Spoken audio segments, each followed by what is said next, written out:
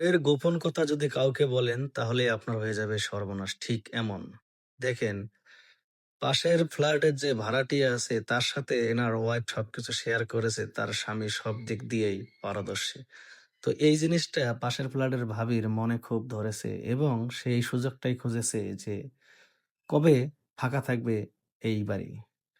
সে ঠিকই এসে দেখেছে যে ফাঁকা। আর এইদিকে এই ভাইয়ের ওয়াইফ চলে গিয়েছে মার্কেটে, কিন্তু দরজা লাগাতে আর মনে নাই। এই সুযোগে দেখেন পাশের ফ্ল্যাটের ভাবি এই রুমে প্রবেশ করেছে।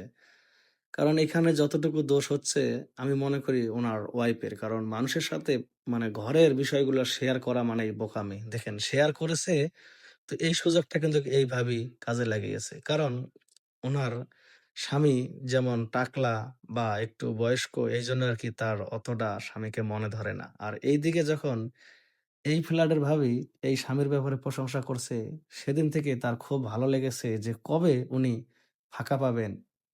ঠিক দেখেন আজকে সেই দিনটা। আর এইদিকে তো এই ভাই জানেই না, সে ঘুমিয়ে রয়েছে। আর এই সুযোগে দেখেন পাশের ফ্ল্যাটের ভাবি এসেছে তাদের ফ্ল্যাটে। দেখেন ভাই,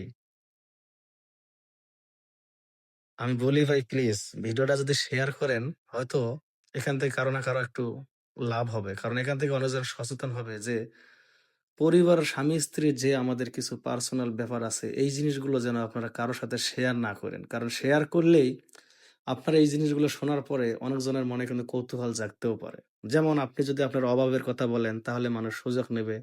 বা আপনি যদি বলেন যে আপনার অনেক টাকা-পয়সা আছে, সেখান থেকেও কিন্তু মানুষ সুযোগ নেবে। তো এইজন্যে আরো কিছু পার্সোনাল স্বামী-স্ত্রীর ব্যাপারে যে কথাগুলো আছে, এই কথাগুলোর থেকে মানুষ সুযোগ নিতে পারে। যেমন এই ভাবি। ওই ফ্ল্যাটের ভাবি কিন্তু এই কথার সুযোগগুলো নিয়েছে এবং তার স্বামী টাকলা, বয়স্ক, আর ইনি কত স্মার্ট, সব দিক দিয়ে পারদর্শী। এই কথাগুলো শোনার পর থেকে কিন্তু তার মনে একটা কৌতূহল। এখন এখানে কিন্তু এই যে এই ভাইটি কিন্তু উনার স্ত্রী এবং পাশের ফ্ল্যাটের যে ভাবি ২ জনকার কিন্তু মানে কথার পাঁঠার বলি কিন্তু এই ভাইটা হইতে যাচ্ছে। কিন্তু ভাইটা অনেক ভালো। কারণ সে চাচ্ছে না যে তার স্ত্রীর ভাগ অন্য কাউকে দিতে। তার শুধুমাত্র একটাই কথা যে, "আপনি আমার ঘরে প্রবেশ করেছেন, আপনি আমাকে জড়িয়ে ধরেছেন। এই জিনিসটা যদি আমার স্ত্রী বা আপনার স্বামী জানতে পারে, তাহলে আপনি বুঝতে পারছেন কি হবে? এমনও আছে আপনার সংসার ভেঙে যেতে পারে বা আমারও সংসার ভেঙে যেতে পারে। আর ২য় কথা হচ্ছে আমি আমার স্ত্রীকে কথা দিয়েছি বাসরঘর থেকে এ পর্যন্ত যে আমি কোনোদিন কোনো নারীকে স্পর্শ করব না বা কারো দিকে তাকাবো না। তাই সুতরাং আপনি যে আশা আকাঙ্ক্ষা নিয়ে আমার রুমে এসেছেন বা জড়িয়ে ধরেছেন, এগুলা কক্ষনো হবে না। আর কোনোদিন আপনি আসবেন না প্লিজ।" এখান থেকে এই জিনিসটা আসলে বুঝতে পারলাম যে স মানে সব পুরুষই কিন্তু খারাপ না। অনেক পুরুষ আছে ভালো। এই ভাইটাকে সেলুট ভাই, প্লিজ অন্তপক্ষে এই ভাইটার জন্য একটু শেয়ার হয়ে যেতেই পারে। আর এই আপুও দেখেন সে তার ভুল বুঝতে পারছে যে আসলে আমি অনেক বোকামি করেছি আর না। আমি যদি এখন আমার ওই চোখ দিয়ে যদি আমি আমার ওই স্বামীকেই দেখি, তাহলে আমার কাছে ভালো লাগবে।